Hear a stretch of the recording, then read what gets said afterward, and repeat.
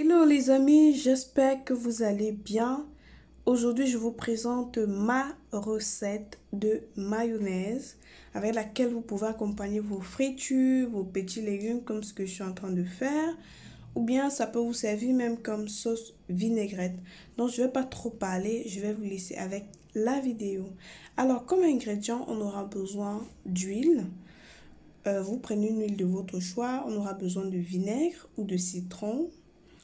On aura besoin d'un œuf, un peu de sel, environ une demi-cuillère à café.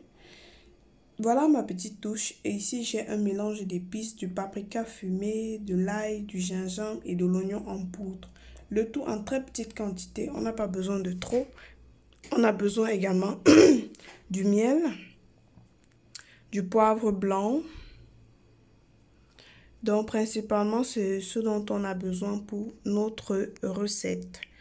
Dans les petites épices là, je vous assure les gars, ça apporte quelque chose de particulier. Vous achetez encore le miel, c'est une tuerie quoi. On n'a plus besoin d'acheter la mayonnaise en grande surface. Donc voilà, on va commencer par verser nos ingrédients dans un bol comme celui-ci. On met nos épices. Et pour les quantités, je n'ai pas de quantité exacte, mais je vais sur la base de une mesure de vinaigre pour 2 mesures d'huile. Donc, je ne sais pas si je me suis fait bien comprendre. Donc, si je prends par exemple 100 g de vinaigre, je prends 200 g d'huile. Maintenant, c'est clair. Donc, on va tout simplement verser tous les ingrédients dans notre petit bol là. Ici, j'ajoute mon œuf. Et je vais ajouter également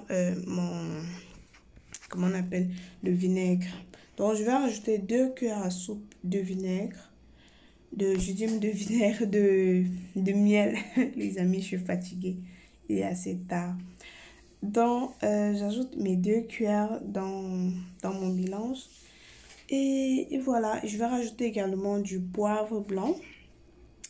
Pour donner un peu de, voilà, un peu de piquant, un peu de peps à notre mayonnaise. Pour qu'elle ne soit pas fade.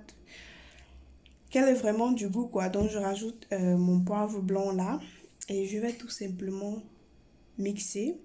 Je vais utiliser ici un mixeur plongeant, c'est plus facile.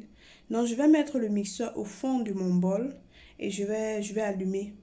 Je vais pas soulever, donc je vais maintenir le mixeur plongeant au fond et la mayonnaise va prendre quoi. Donc ça nécessite quelques minutes, pas trop, moins de 3 minutes.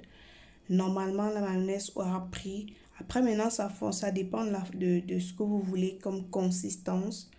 Savoir que plus vous mixez comme ça, là, plus elle devient dense, quoi.